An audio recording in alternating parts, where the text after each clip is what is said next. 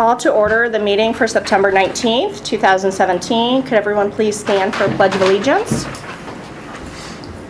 I pledge allegiance to the flag of the United States of America and to the republic for which it stands, one nation, under God, indivisible, with liberty and justice for all.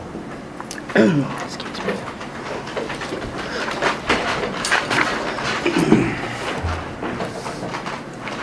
Roll call, please. Larry Armstrong. Here. Jacqueline Asbill. Sean Douglas. Here. Michael Howry. Here. Michelle Hayes. Here. Can I get approval of the agenda, please? I'll move. Second. Questions or comments? Roll call. Larry Armstrong. Yes. Sean Douglas. Yes. Michael Howry. Yes. Michelle Hayes. Yes. Vote is 4-0. Okay, can I get approval of the minutes from the meeting for August 22nd of 2017? I'll move. I'll second. Questions or comments? Roll call, please. Sean Douglas. Yes. Michael Howry. Yes. Michelle Hayes. Yes. Larry Armstrong. Yes. Vote is 4-0.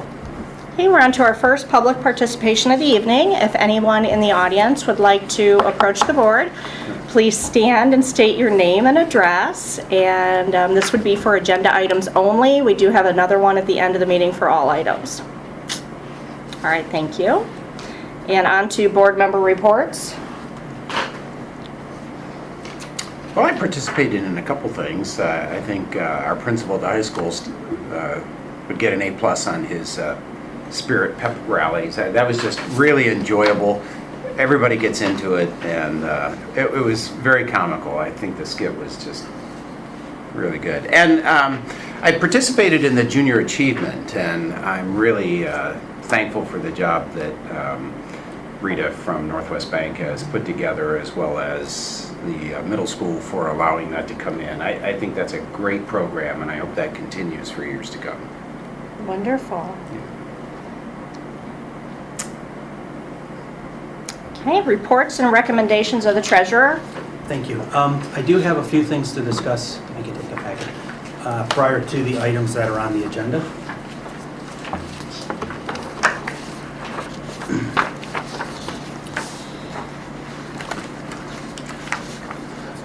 Michelle, at the last meeting, we were talking about the notes that were being issued, and you had, I think, asked the question about should any of our other debt be refinanced? Yes. And at that time, I answered no because of the interest rates, and then went back and looked at it, and we took a deeper dive, and the answer is still no, but I just would like to give a more detailed explanation on the process we went through. Associated with the 2010 bond issue that financed the construction of the 2 new buildings, we issued 4 different types of debt. 2 are still around. The school construction bonds, or as we call them, Q-Scoobies, for $9,460,000. And both of the types of debt that I'm going to talk about were authorized under the American Recovery and Reinvestment Act of 2009. Now, typically when a school district issues debt to build or improve infrastructure, they are non-taxable to the bondholder. You out as an individual investor, it's tax-free interest. Both of these bonds had taxable interest, making them more attractive to investors and making it better under the financing arrangements for the school district. So we initially are offering a higher interest rate for the investor while actually realizing a lower interest rate. And the way we do that is through a rebate of interest, or a subsidy payment of interest from the federal government. On the first one, our annual interest payments are about $473,000, and the semi-annual interest that we get back right now is $206,000. So we're getting back about $413,000 of our $473,000 annual interest, making our net interest rate 0.6%. So there's no long-term bonds on the market for 0.6%. These actually mature in 2027. So the rate right now is between 3 or 4 or 5%. So we didn't even look at refinancing those. We knew right off the bat that we weren't going to get a lower rate. The one that I actually had them check out were the Build America bonds, again, under the Recovery and Reinvestment Act of 2009. Again, taxable to the people that invest in them. But under this one, we don't get most of the interest back. We get 35% back. So I looked at what the bonds were issued at between 5.7 and 6% and calculated what was the interest rate after the 35% subsidy. And we're right around 3.8, 4% depending on the maturity. Again, those mature anywhere from 2032 to 2042. So I won't be here when we're paying them off. But we get the reimbursement on a semi-annual basis of about $101,000. So we're getting 35% of our interest back. Typically, when you want to refinance something with that long of a term, you want a savings of over 1% of the value, and ours was less, or right around 0.5%. So the bond counsel took a look at it, or the bond underwriters took a look at it, and both of us looked at it and went, maybe it can be. And then when the numbers shook out, it couldn't be. So we'll continue to look at it. It's probably going to become less attractive as we go on because rates are rising slowly but surely. And actually tomorrow, the debt that was approved at the last board meeting, last business meeting for the House Bill 264 project is being sold tomorrow. And we're looking at a rate, I think it's right around 2%. So we'll keep working. We'll see how good that is. And the next meeting I'll report what rate we got and the group we went with to help lower the rate and the savings based on that. Any questions? No, but thank you very much for taking the time to do that. I appreciate it. I'm glad the number worked out the way it did, but if it didn't, I'd be coming back and telling you, hey, we got to refinance. So, but Good. The next item is something, excuse me, something I like to update the board on every year. It's the, there we go, catastrophic cost reimbursement for special education students. The state of Ohio sets a threshold by which every dollar is paid for by the district under that threshold amount. And depending on the type of disability, it's either $27,375 per student or $32,850. The higher of the two thresholds is autistic and traumatic brain injury, which we do have several of those kids in the categories, as you can see from the threshold. But what I've listed is the total cost to educate the student, and you can see we have 3 students that we spend over $100,000 on. I will say, Pat does a great job managing the cost for special education students, but there's just some costs you cannot avoid. And I'm not here to complain about it, I'm here to report on the dollars amount that the district is spending. So the way it's supposed to work, I'll take you through the first line. We spent $151,000. The threshold is a little under $33,000. We should be getting reimbursed by the state of Ohio based on the formula of $88,806. But because they underfund the line item in the budget, we only got $34,000. So instead of getting 88, we got 34, so the district paid for that student $117,000. So that's what the last column is the net to educate. I think there were 40 students. So we spent $2 million. We should have been reimbursed almost $23,000. We got $238,000. So we spent a little under $1.8 million on those students. Keeping in mind our budget for all 3,600 students is $25 million. Okay, so the state of Ohio, we've talked about this several times but so this is saying that they owe us $384,000, and that was just from this 1 year. Correct. So we're talking millions and millions of dollars since they promised to reimburse this money to us, and they haven't. Correct. And yet, none of I understand one school district cannot do anything about it, but aren't all school districts wanting to come together and approach the state about where the money is that they promised us? We could, but I think that's been an argument that has taken place a lot, not only at the catastrophic cost level, but the federal funding of special education in whole. They said they would fully fund it, and that has never happened. So the federal's not doing it, the state's not doing it. I know I've talked to, I think it was Ron Young was in talking about something, and I said, well, you could start by fully funding the catastrophic cost and explain to him what it was, but I don't think there's any chance of it ever getting fully funded. You had to explain to him what it was? This was earlier on in his career. Okay.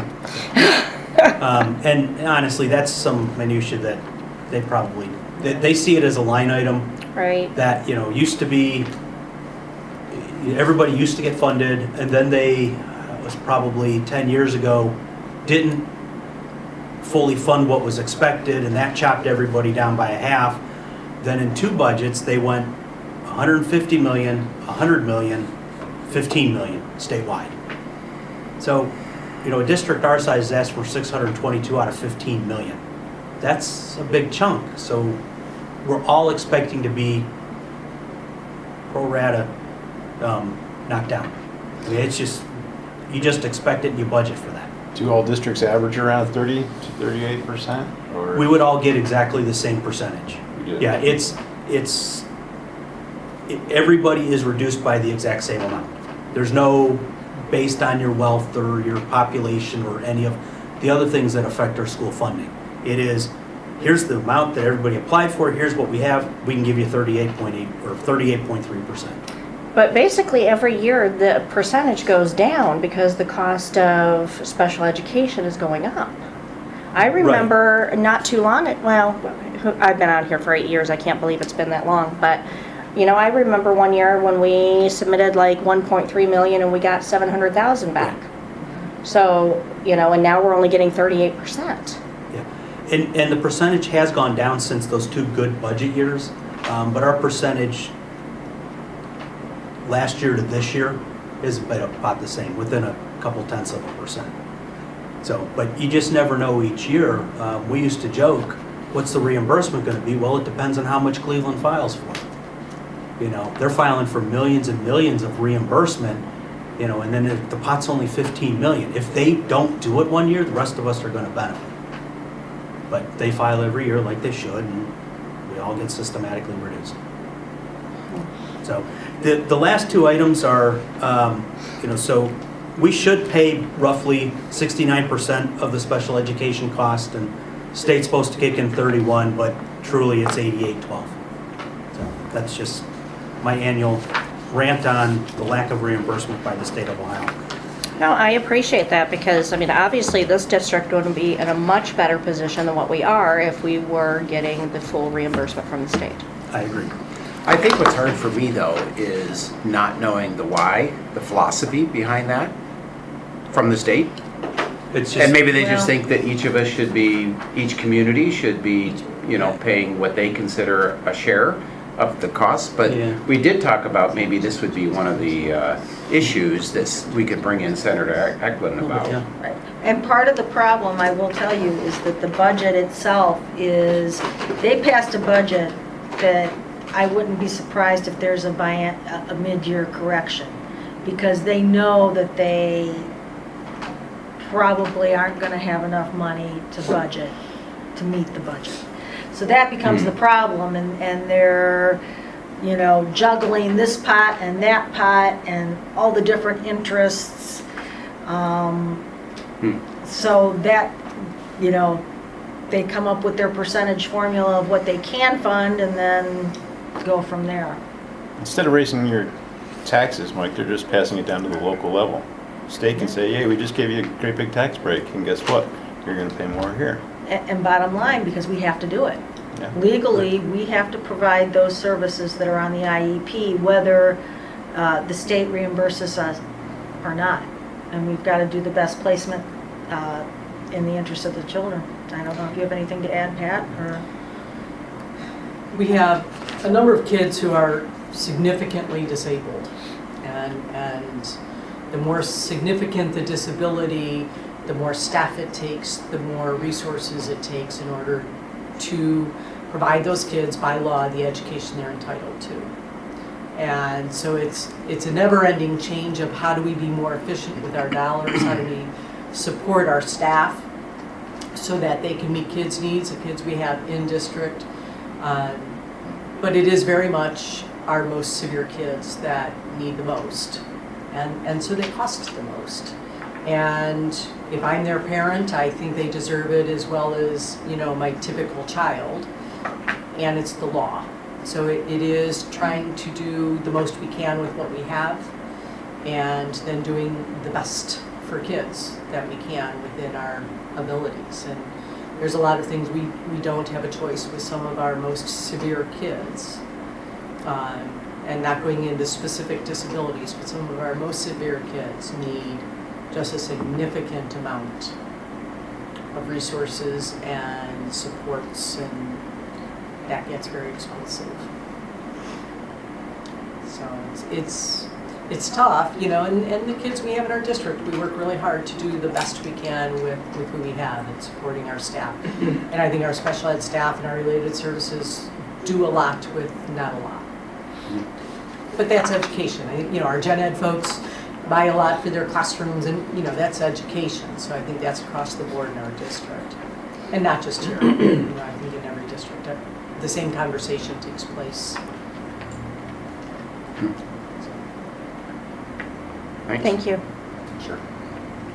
Okay, and then finally, a little personal note. On October 7th, I'm going to be inducted into the Riverside Hall of Fame for my work as their treasurer the previous 15 years before coming here. I don't boast very often, but I thought this was something I should bring to the board's attention. So I actually know most of the other people that are going in at the same time. But I'm happy to be put into that Hall of Fame. You will notice in the picture that they used, I have a blue shirt on, but I won't be wearing the blue shirt that night, sorry. I'll find some black and gold in my closet and put it on. So, Congratulations, Yeah, Mike. that's awesome. One of two of the people of five who actually have hair. And, well, they got it from the front, so. What was the date on that? Is that in here? It is October 7th. It says that we can attend the Hall of Fame dinner and induction at Quail Hollow if we choose to. Yeah, reservations are the deadline, and you can email Kathy Riley, or if you're interested, I can email you the reservation form. All right. Actually, I could probably just forward the email that this is attached to, because I believe it's attached. I'll just, if you'd like to go, that would be great. And apologies to Sydney, my niece who's wedding, I have to miss that night. So this is so then it's on a weekend, right? Yeah, it's on a Saturday night.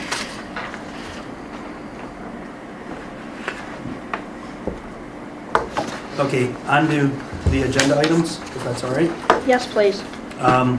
Looking for approval of the financial reports for all funds, fund-to-fund transfer report, and the check payment register for August 2015.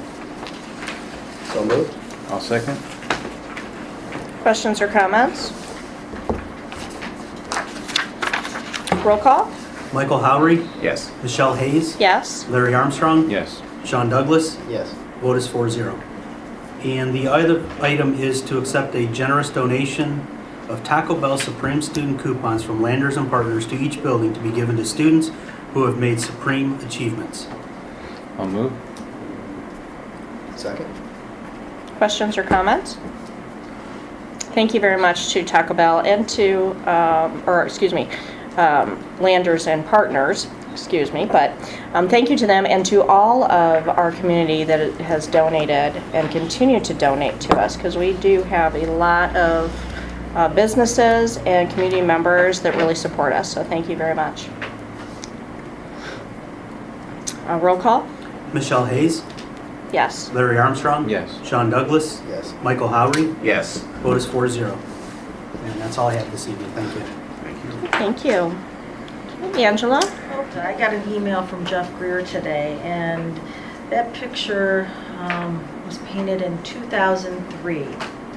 And it's in the Pentagon, and it's been recognized in a lot of different places. And you never know when something's going to happen. And at 9/11, students are always doing research projects, and different things. Well, he got an email from a student, 11th grade student in California that had to do a presentation on a political cartoon and went through all the permission rights to use the picture. And he got this note from her afterwards. Dear Mr. Greer, thank you so much for both your help on my project and sending me the poster. When my teacher first assigned the presentation of a political cartoon, she said if we could make her cry, we would get an A on the project. With tremendous help from your wonderful piece of art, I made her cry, and I was the only one of her students to receive a 100%. I also took the signed poster into my class, and my teacher loved it. I plan to frame it and hang it in my room. Thank you so much for your help. It's teachers and people like you who make the world a better place. Your time and generosity are greatly appreciated. Oh, And wonderful. he sent that to me today, and I wanted to share that here Yeah. tonight. Oh my gosh, that's incredible. Yeah. That's nice. You know, and if you Google the image, it's still all over, and there's different history of it, but there is a piece hanging in the Pentagon, and there is something in the memorial in New York. So, Wow. it was a piece that he was very passionate about and worked on with Tom Hernan, and so it still comes back every year. So, just thank you to Mr. Greer for sharing that. Yeah, that's wonderful. So, other things, I wanted to let you know that we're proceeding with our plans with Reggie Dabbs for Monday, November 6th. Mark Winter from Cornerstone Community Church, I guess, is very good friends with him.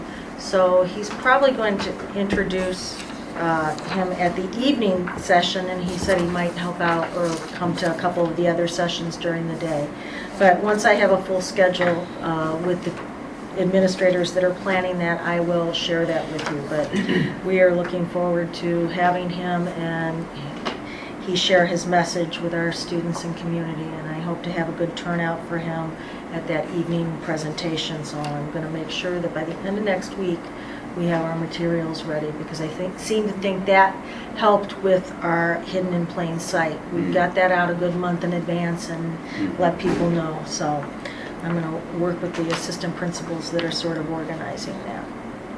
I wanted to give you a quick update on online registration, and it kind of flows into the next piece, the report card, because Jan Maurer, I just have to tell you, is an amazing lady with her attention to detail, and many people know her as she was elementary secretary at Homer Nash and then at South when it first opened. But she has found her niche in the world with all the data that she has to report. She, the attention to detail and making sure every I and T are dotted and crossed appropriately. So she is spearheading the online registration that we will start to use fully next year with Infinite Campus. We're phasing it in. There's several project meetings. I hope that after this next phone call that her and Leanna have, that they will be able to give me a timeline for the implementation.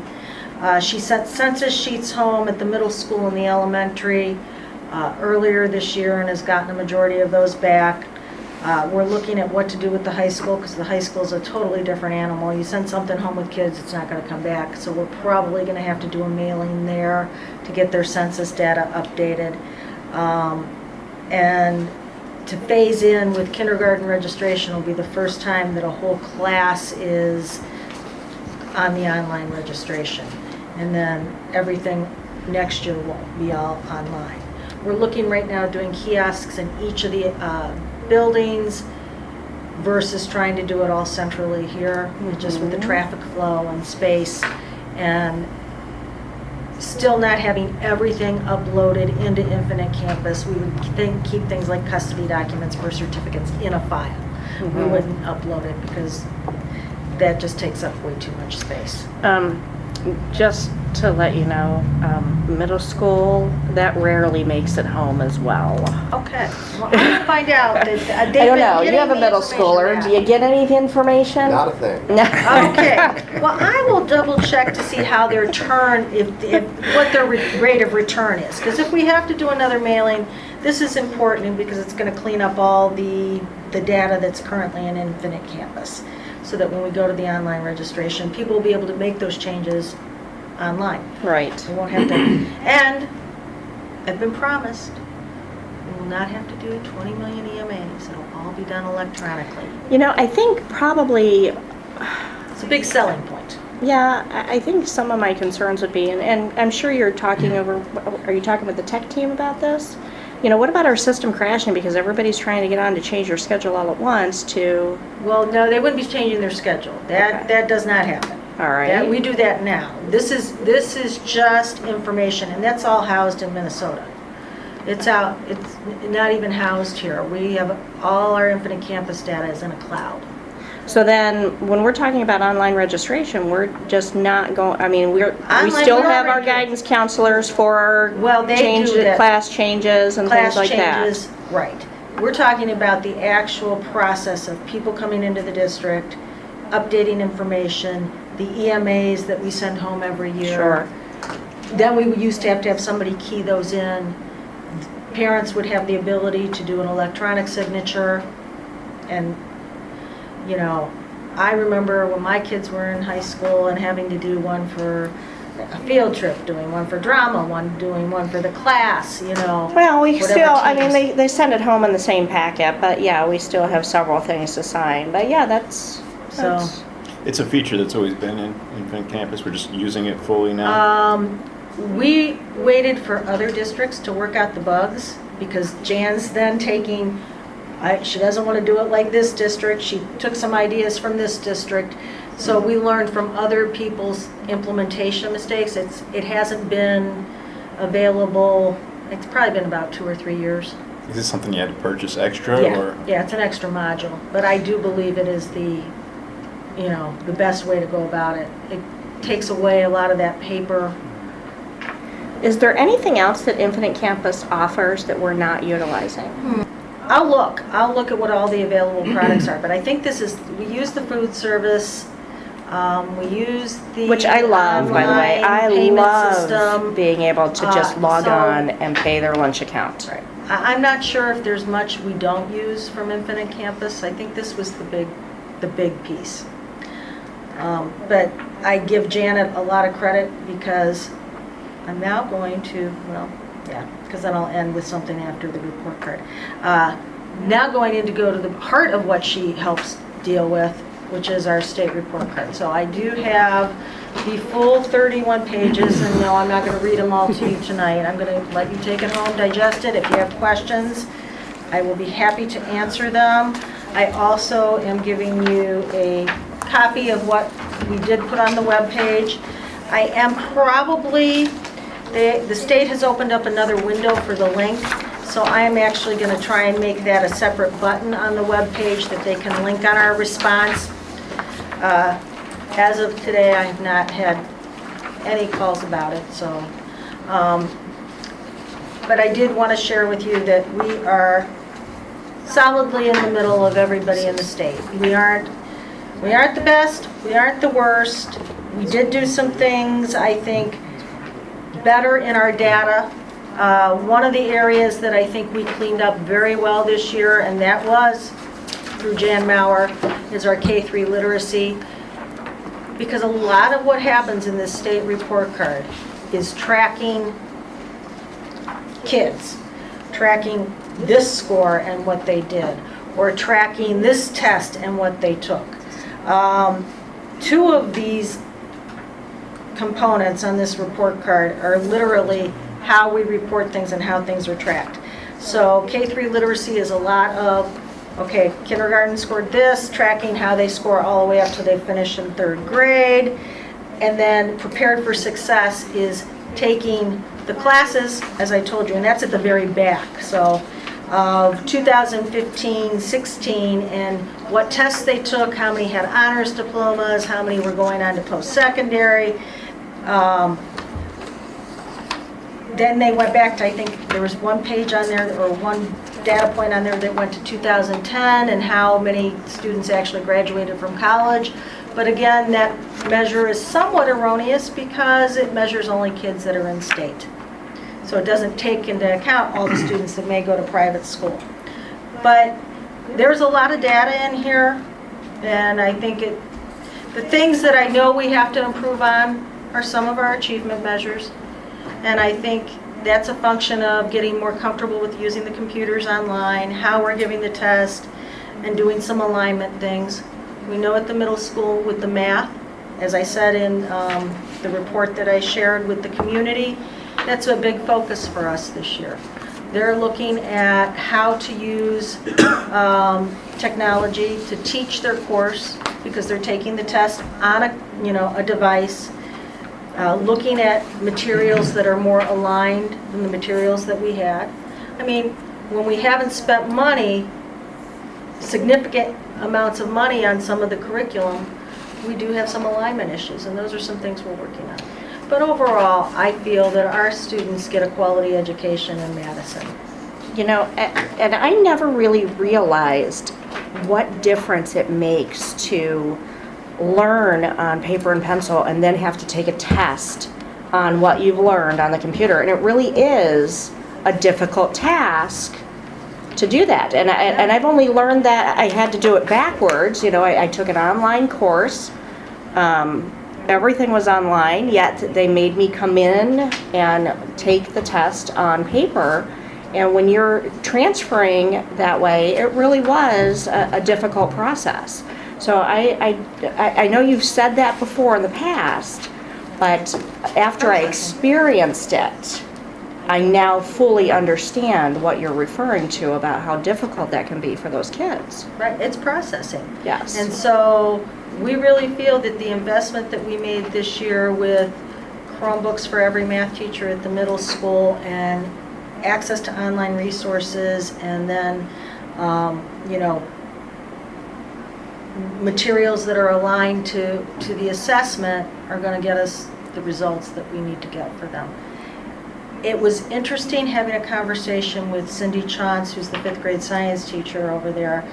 She was talking about some things that she teaches in 5th grade that she said used to be taught in 9th grade physical science. And then she talked about one concept, and I said, okay, you're asking 5th graders to know that. You need to give me the definition. And I don't remember the exact term. I wish I could. But it was comparing different things that impact the world from a environmental perspective and how those things can impact things in science. And it was a pretty tough concept. Sure, and then you can absolutely understand the frustration that our parents feel when, you're in education and you need to have that refresher after that many years because Sure. it wasn't something that was required of you at the time. Right. So you can absolutely understand how frustrated our parents get over some of the information that the kids are expected to learn. But we have no control over what they're expected to learn. They have to keep up with every other, not just kids in the state and kids in this country, but kids in other countries. Right. So, yeah. So I really believe that what we're doing in Madison, we're doing a good job. Dave spent some time last meeting talking about the literacy grant and the work they're doing. We've got teachers starting that training this week, and it's very exciting. Both elementary principals will be going with the team tomorrow to the first day of the training. And Dave's going down Thursday, and I think Bill Mayer's going down Friday, and really embracing how we teach reading in our earlier grades. And I think that is going to help us get the bang for our buck down the road, because it's all about reading, processing, critical thinking, being able to analyze. And if you don't have those foundational skills, the other skills are harder to build. And we are committed to that critical thinking piece, but we've also got to build the foundation. And so that's a part of this. But take some time to digest it. If you have questions, don't hesitate to ask us. It is very in-depth, and I decided that as I was looking at it again, that a lot of the graphs they use justify the graphs that they put on the math tests, because those are I think it's the only time I ever see some of these graphs. They use scatter plots, they use, I think box and whiskers might be in there, we used, so they use every type of graph that they ask the kids to use at least. Now, the kids that, and we don't have them here today, what happened to the kids that graduated over the summer? Jan and I were hit or miss, so I'm going to do it in October. Okay, Because very there were a good. few more kids. The kids that did not meet the commencement timeframe, but were able to graduate over the summer before the school Don't count. started, they count? Not in this, now, graduation is always a year before. So this is graduates of the class of 2016. Right, but So- they'll count in next Yes, year's? They'll Okay. count in next year's. In fact, Jan is going to a workshop tomorrow at LGCA with Sally Miller to go through each kid and make sure they're coded properly. There is a lot that goes into this. So 31 pages is on top of what Jan does, resetting infinite password accounts, working with enrollment and custody issues, and I marvel at what she does. EMIS people are hard to find. In fact, I was at the training I was at last week, one of the superintendents lost her EMIS coordinator while we were at the meeting. Oh, my. Yes. So she was in somewhat of panic mode. She said, I don't know what I'm going to do. So, because they are, good EMIS people are very hard to find. And so we have been very blessed in this district, first with Rita and now with Jan. So now that we talked about all that data and all these concepts, some other things that school are about, I do want to commend, Dave and I both went, he was one of, 2 men in the room, to the fashion show for the Project Unify homecoming dresses. It was very well done. The girls did a great job that organized it. Rachel Collins is in charge of Project Unify this year, and she did an outstanding job. And then Mrs. Cantonese Grimes, the assistant principal, and Mrs. Rohde, the counselor, worked with the girls on the fashion show and had a great time doing it. Fish admitted to me that morning, he goes, "It's the first time I haven't had control of something. I'm a little nervous." I said, "I think they'll be fine." And it did. It went really, really well. They had over 70 dresses donated. I don't know what the sales have turned out to be yet, but I'll try and get that for the update on Friday because I'm curious. Anything that didn't get sold, they were going to donate to another organization, so it was Very a good cause. Wonderful. So, that is my report. Dave? This evening, I wanted to share a program that all school districts in Ohio are involved in, but I'm not sure how aware you are. When a teacher graduates college and gets their first job, they go into a 4-year residency program, the Ohio Resident Educator Program, and schools kind of support that and bring our new teachers along so that they can ultimately transition to a 5-year professional license. So a brand new teacher that comes to us, they'll go through 3 years of intense mentoring. We have veteran teachers go through state training. They provide focused mentoring on a variety of topics, and this is all really clearly defined by the state of Ohio, the things that they're to be working on. They do, the mentor teacher will observe the resident educator and vice versa. They'll reflect on lessons that they do. So it's a pretty nice process. It's pretty intense. And then in year 3, there's a summative evaluation. The 3rd-year teacher has to videotape lessons, submit the video along with the lesson plan and some reflection to the state of Ohio, and it is scored, and you can pass the entire thing or pass certain sections of it but not pass others. And in order to ultimately transition your license, you need to have passed that assessment. So we've been fortunate in this district. Our new teachers have done very well and consistently been successful on that 3rd-year assessment. Year 4 then is kind of mentoring or support as needed with the mentor teacher, but it's really at that point they're they're kind of moving into, they're pretty comfortable by that point. So it's a good program. We have about 12 of our teachers currently somewhere between year 1 and 4 who are going through this. I think we have 4 maybe who are taking the summative assessment. That's a very stressful time for those folks because it is their teaching license. They've paid for 4 years of school and now would like to continue to be able to teach. So we try to support them through, we hold meetings to kind of go over what the requirements are, so that's clearly spelled out. The trained mentors that we provide time for the observations. Principals are involved as the building leaders. So it's up and running. There have been a few changes. Actually, the program was nearly on the chopping block prior to the start of this school year, and I believe it was one of the items that was line item vetoed from being cut because the governor felt our newest teachers need a good system of support. So that has been something I've been working on over the last couple of weeks pretty intensely, learning the new requirements and helping to share that with some of our teachers to make sure that they're doing what they need to do to be able to continue in the field. Did I miss anything through that? Any questions about that program? Sounds great, though. It sounds really a good investment. It is, and I ask our principals to try to identify a mentor who maybe teaches the same subject, who is also a person who's going to help bring someone along and be a good coach for a new teacher. And so I think that every one of our mentors that's trained are outstanding choices.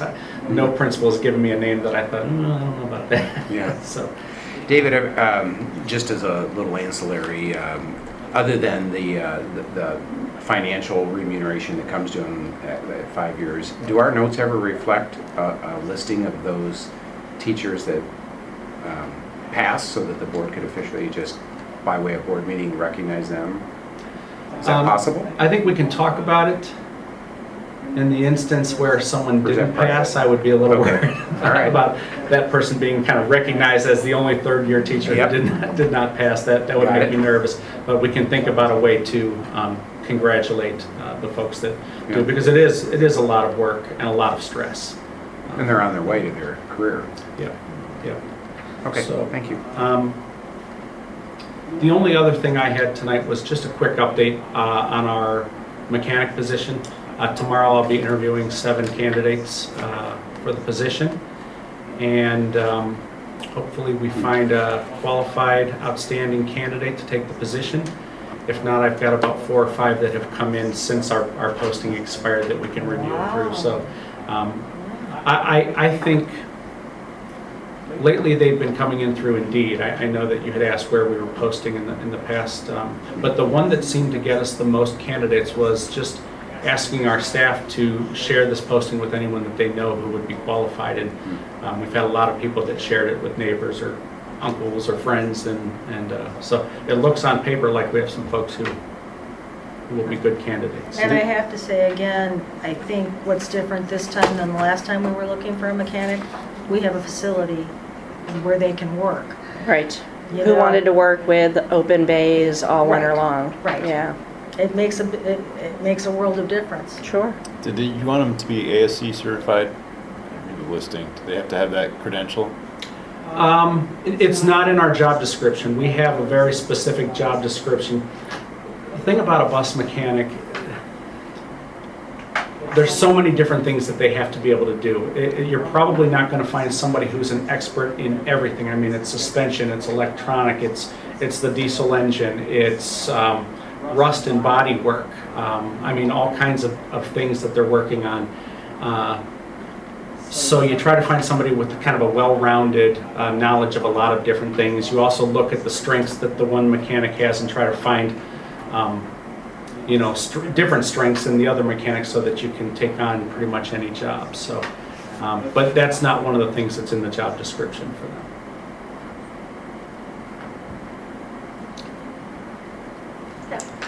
Just a few updates in special education. There are always changes coming in special ed. The IEPs will be changing forms somewhat. It was supposed to be ready last June, so it could be talked about before the school year started. Now they're looking at maybe next week. So we'll be updating the forms, but it's a soft rollout, so ODE will not expect districts to have this all implemented until the beginning of next school year. We'll be doing trainings. I've set up for our state support team to come in and work preschool, both elementaries together, and then middle and high school to just do kind of a refresher to make sure that we are up to date on things that are ever changing, middle school and high school for the transition, post-secondary transition, which is a very large emphasis with the state on preparing kids for what they're going to do, after high school. And so preschool we're setting aside, because that's a little bit of a different regulation. They live under two different entities for compliance. And so we're setting those up.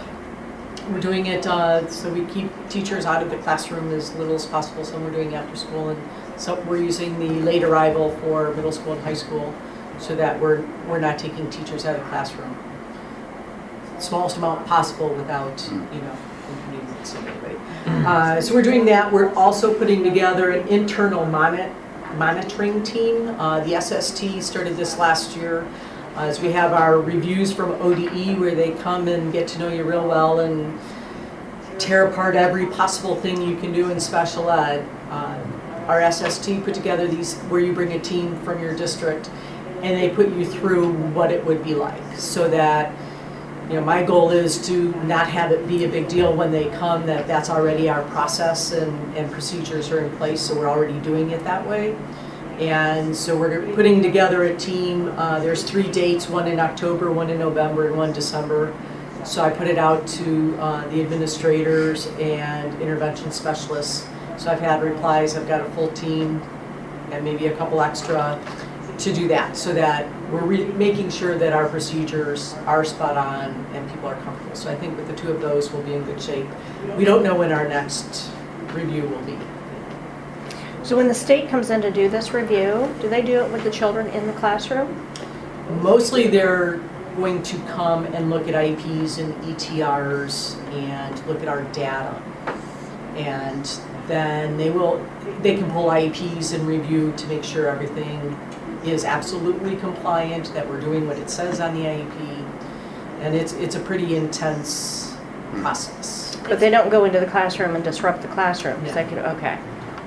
No, they may meet with teachers or they may do something else, but generally it's looking at our data. It's been about 5 years, I think, since the last It's a time. year or two before I came. And so- they changed the process for a while. I don't know if they're going back to the process they used last time. It's a work in progress. And you never really know what they're going to look for. Because each year there's a different emphasis, what they look at in special education. So what they review, but the SST knows best how to set it up. So if we have a team looking at it, making sure our processes are that way. And I know that teachers and administrators, they love acronyms. What is SST? I'm sorry, the state support team. Thank you. So that's, Region 4 is Lake and Geauga County. So they're our liaison between the Ohio Department of Education and districts. So Okay. they serve all of Lake and Geauga. So like our special ed rating that comes out, we work with them for lots of our trainings. And that's who's coming out also for the IEP training for our district. Thank you. Which is not required, but I'm a compliance geek, if you will. And so I want to make sure people have opportunities to ask questions. So, a couple other things. South applied for a grant and got a Lego wall in their building, and then we put one in North. And so there's, at North, it's an entire wall. And so we bought the plates, and Dennis did an incredible job building it. He does just absolute quality work on anything he's done for us with the sensory rooms, anything we have asked.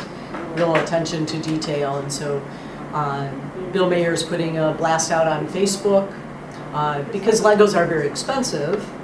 And so we're putting out to have anyone donate any Legos that they have, anybody who goes to garage sales or anything else, and they'll have some bins, but the opportunities with the Lego walls, I mean, other than Legos being incredibly fun to do, the educational opportunities are tremendous. Building volume, for some of the older kids, sensory needs, sorting by color, by size, by shape, by numbers. Some of our sensory kids to be able to go in there and just have creative playtime. It's indoor recess. I mean, the list is endless on the opportunities. So I'm pretty excited that we're going to be able to do that and actually create that as part of our conference room for IEPs, because we will now have the opportunity to project IEPs and save lots of paper when we're presenting and be much more collaborative for our families. And so having a nice thing to kind of show off, I think will help parents see a lot of what we try to do to meet kids' needs and make it more, engaging for them. They don't see what's going on in the classroom all the time, so this is just one small piece that they can see. That's all I have. Thank you. Okay. On to recommendations of the superintendent. Under the personnel motion this evening, we have several things. Entering into the following employment contracts. Each of the following substitute teachers is approved by the Lake County Educational Service Center and/or the Madison Local School District Superintendent under a one-year limited substitute teacher contract for the 17-18 school year, beginning with Teresa Ackerman and ending with Allison Leopold. To employ Beth Johnson under a long-term substitute teacher contract from September 18, 2017 through December 22, 2017 to perform the duties of Jennifer Calhoun.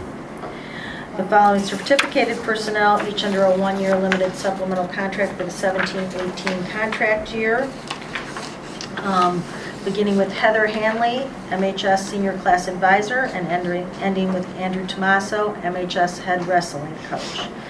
The following non-certificated persons under a one-year limited personal service contract for the 17-18 school year, beginning with Michael Blauman, MHS Assistant Boys Basketball Coach, and ending with Steve Parato, MHS Assistant Varsity Wrestling Coach.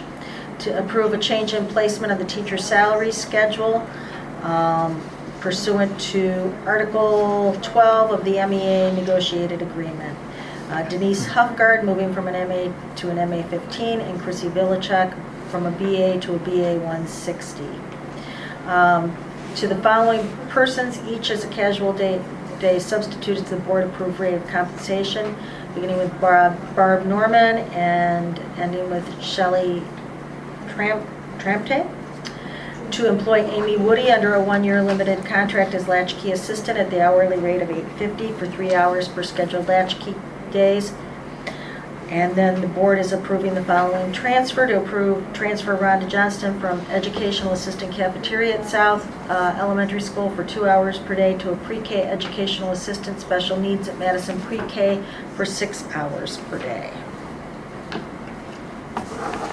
I'll move. Second? Questions or comments? Roll call? Larry Armstrong? Yes. Sean Douglas? Yes. Michael Howery? Yes. Michelle Hayes? Yes. Vote is 4-0. Right. Second item is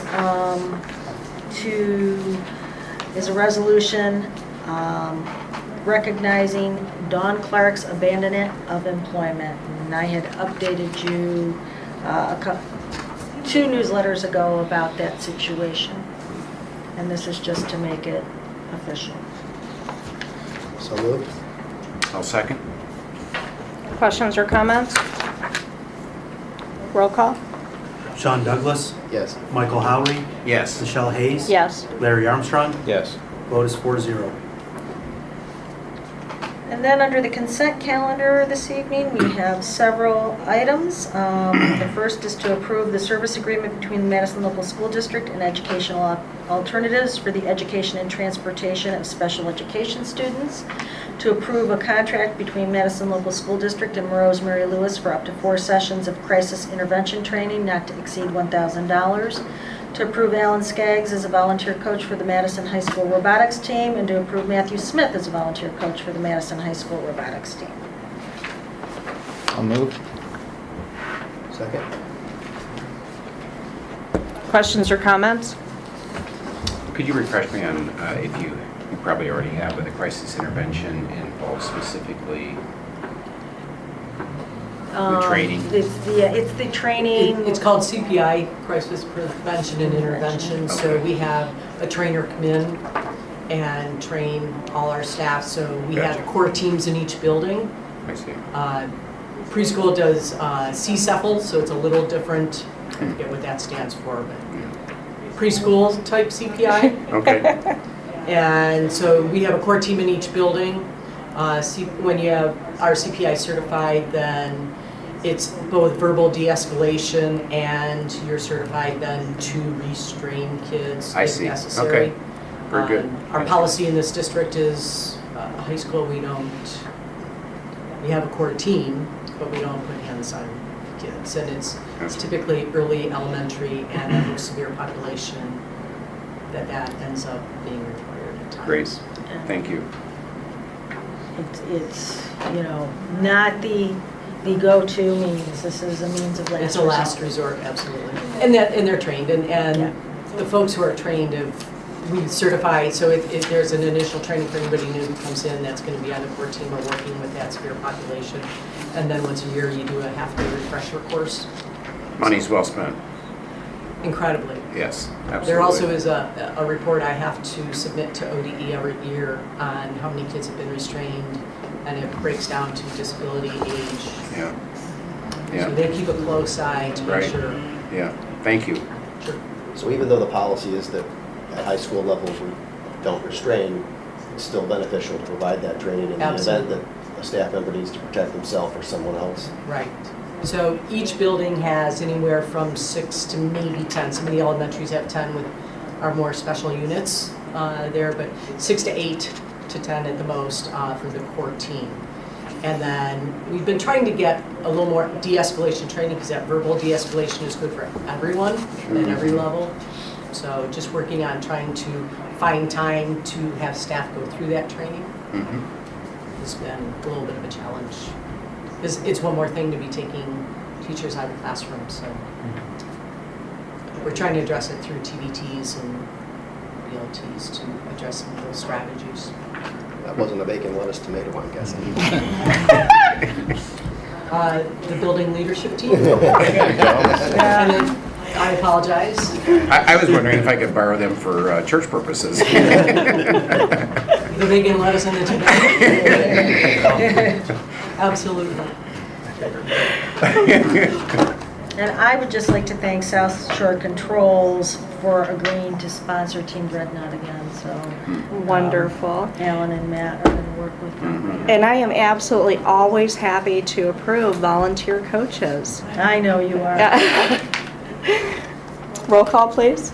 Michael Howery, Yes. Michelle Hayes, Yes. Larry Armstrong, Yes. Sean Douglas, Yes. vote is 4-0. Okay, and we're on to our last public participation. If the one person in the audience would like to stand and approach the board, we would love for you to do so. Okay, well, thank you so much for coming and attending the meeting. Absolutely. We do not need an executive session, is that correct? That is correct. Okay, can I get a motion to adjourn? I'll move. Second? And roll call. Michelle Hayes, Yes. Larry Armstrong, Yes. Sean Douglas, Michael Howery, Yes. vote is 4-0. All right, thank you, everyone.